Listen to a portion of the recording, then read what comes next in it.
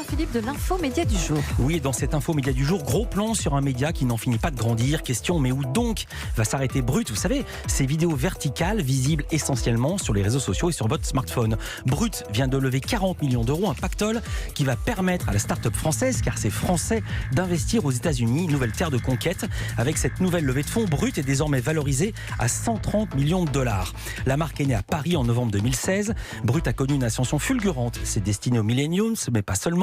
Ces vidéos virales ont cartonné. L'équipe visait 20 millions de vues au terme de la première année. Ce chiffre a été atteint au bout de 6 semaines. Aujourd'hui, les stats donnent le vertige. En septembre dernier, 1,1 milliard de vues cumulées, 250 millions de spectateurs uniques par mois dans le monde, 50% des audiences générées via Facebook, et Brut est visible dans 60 pays. Alors, quelle est la recette miracle? Dans quelles conditions ce média est né? Quel est le modèle économique de cette start-up? Quel avenir et quels objectifs? Ça fait beaucoup de questions. Pour y répondre, je reçois Renaud Levanquim. Bonjour Renaud. Bonjour. Vous êtes l'un des 4 fondateurs de Brut et l'ancien producteur du Grand Journal de Michel Denisot sur Canal+. Alors, avant de nous dire ce que vous comptez faire de ces 40 millions, première question, comment est né Brut? Brut est né de mon départ du Grand Journal et de Canal+. Je suis parti avec une équipe de journalistes qui travaillait sur l'actualité, la société et la politique sur le Grand Journal. Et on ne savait pas tellement quoi faire. Et comme on n'avait pas de boulot, on a décidé de faire des vidéos sur Internet. Et en vrai, c'est né de l'inspiration et de l'intuition de mon ami et associé et cofondateur de Brut, Guillaume Lacroix, qui nous a dit un jour, il nous a envoyé un SMS en disant si on n'a pas de boulot, pourquoi on ne fait pas des vidéos sur Internet qui racontent l'info? Il y avait Agi+, aussi, de la chaîne qatari Al Jazeera. Oui, il y avait Agi+, mais Agi+, c'est un modèle différent, parce que c'est une déclinaison digitale d'un modèle linéaire. Ils sont nés parce que aux États-Unis, ils ne pouvaient pas rentrer en tant que média linéaire, donc ils ont créé un couloir digital. Vous êtes parti avec quel argent? Avec le vôtre? Je suis parti de Canal ou je suis parti avec le... Pour Brut? Je suis parti avec le mien au départ parce qu'on n'avait rien, donc j'ai investi au départ mes fonds propres. Vous avez cassé votre PEL, quoi, en gros. Mon assurance vie. Ouais. Et ensuite, ça a démarré comme ça. Quelle réaction des investisseurs avez-vous eu lorsque vous démarchiez et que vous étiez vibrionnant, tout petit? Alors ça dépend. On a eu une opportunité qui a été l'intuition de Delphine Arnault, la présidente de France Télé. Ça se sait pas, mais elle nous avait apporté de son bureau quand c'était pas la mode, puisqu'on faisait juste des vidéos sur Internet et tout le monde nous disait c'est quoi ces petites vidéos que tu fais sur Internet, donc c'était pas grand chose au départ en tout cas. Et c'est l'une de celles qui nous a apporté très vite. Et qui est aujourd'hui, au bout de 3 ans, toujours le partenaire média de Brut. Et c'est pour ça qu'on peut voir des vidéos Brut sur France Info, la chaîne, par exemple, sur le canal 27. Tout à fait, c'est la seule chaîne qui a le droit de poster et de partager les vidéos de Brut sur le canal linéaire. Alors, quelle est la formule, la recette magique de Brut? Pourquoi ça marche et pas les autres? D'abord, les autres, ça marche aussi, parce qu'il y en a aux États-Unis, enfin, on n'est pas le seul. On est un modèle, il y a plusieurs choses. D'abord, sur le contenu. Sur le contenu, on a une ligne éditoriale qui privilégie, je dirais, le set de valeurs d'une génération qui a moins de 30 ans au sens large, qu'on appelle maintenant les millennials, voire même les plus jeunes, la génération Z, et qui privilégie des thématiques comme l'impact social, l'environnement, la responsabilité des décideurs, des leaders, les minorités. Donc c'est un set de valeurs qui est très important pour nous, parce que non seulement c'est le set de valeurs des millennials, mais en plus il correspond à des thématiques qui sont globales. Et en fait, on a eu, je pense, nous, une coïncidence qui est une opportunité, c'est qu'on s'est mis à parler à une génération qui tout d'un coup consommait, ou en tout cas partageait, des valeurs identiques dans le monde entier. Et donc très vite, Brut est devenu un modèle international, un modèle global, alors qu'au départ, on ne s'était pas imaginé autre chose que faire un média français.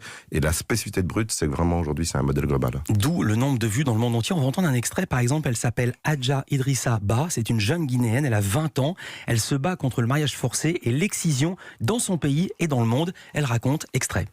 Je condamne fermement la pratique de l'excision parce que ça empêche la jeune fille de s'émanciper, ça empêche la jeune fille d'avoir confiance en elle et elle pensera toujours qu'elle est un problème parce que pour résoudre cela, il faut qu'on coupe une partie de son corps pour qu'elle ne soit pas un problème. C'est ce qu'on a mis dans nos têtes, c'est une pensée, c'est une idéologie qu'on nous met dans nos têtes depuis l'enfance et nous réduisant non seulement moralement mais aussi physiquement. Donc il est temps vraiment que les choses changent.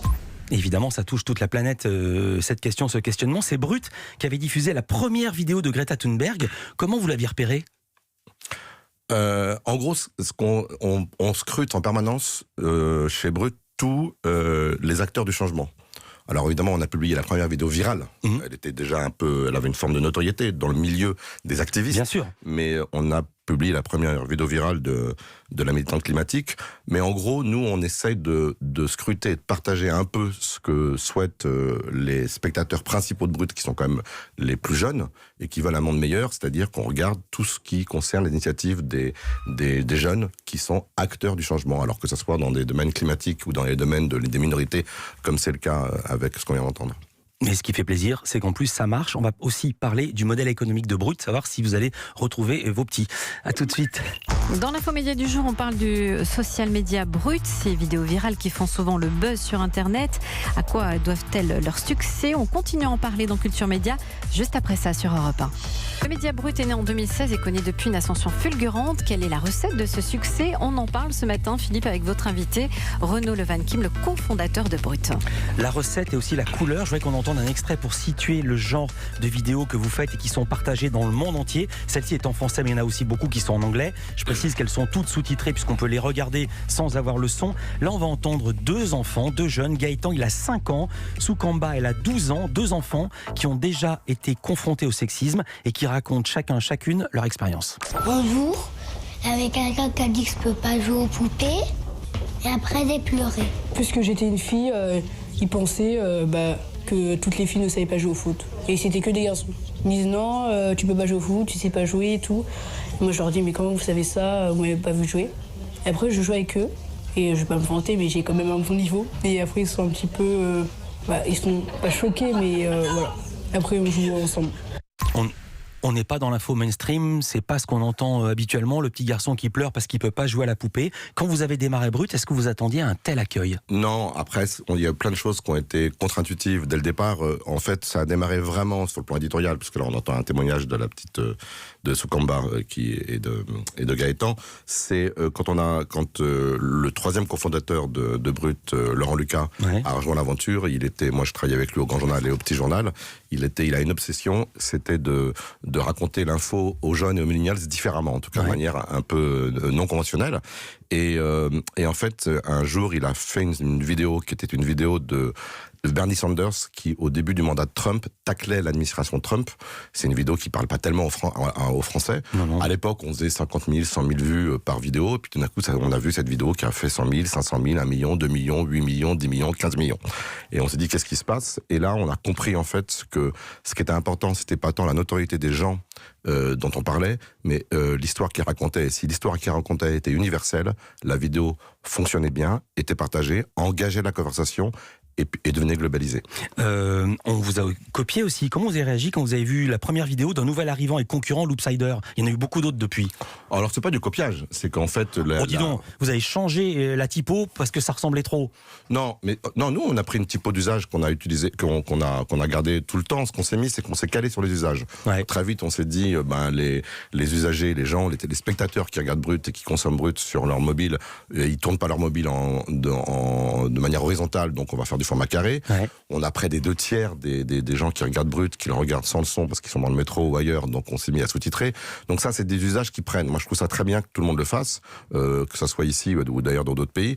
Donc on a été pastiché, il y a d'autres médias qui ont été créés. Moi, je pense que pour le coup, c'est pas de la faudercherie, mais il y a vraiment de la place, c'est pas très grave. Et puis on va pas les citer ici, mais il y en a beaucoup qui sont morts, qui sont lancés et qui sont arrêtés. Vous parliez de millions, on va parler de millions de dollars. Ils viennent de tomber dans votre escarcelle. Qui sont les investisseurs? Alors il y a des Français, des Américains. Là, les nouveaux investisseurs qu'on a trouvés il y a peu de temps sont un groupe qui s'appelle Red River West, qui dépend de Artemis, qui est le fonds de François-Henri Pinault.